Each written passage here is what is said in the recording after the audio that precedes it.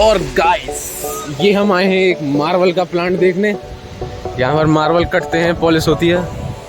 तो आइए आपको लेके चलते हैं एक मार्बल की फैक्ट्री में। गाइस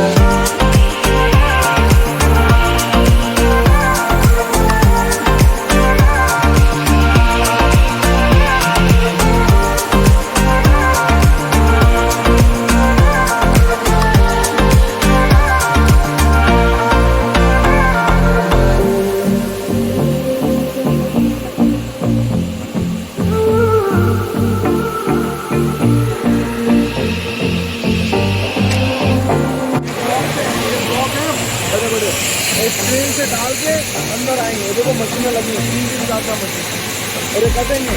इनमें 3-4 पत्थर ही कटने वाली है। हाँ, और फिर कट गई है, यहाँ रख दिए जाएंगे। फिर इनके पॉलिश होगी, पॉलिश जिससे और स्मूथ बनते हैं। चलो चलो ये भी देखेंगे। तो ये पॉलिश की मशीन आ जाओ।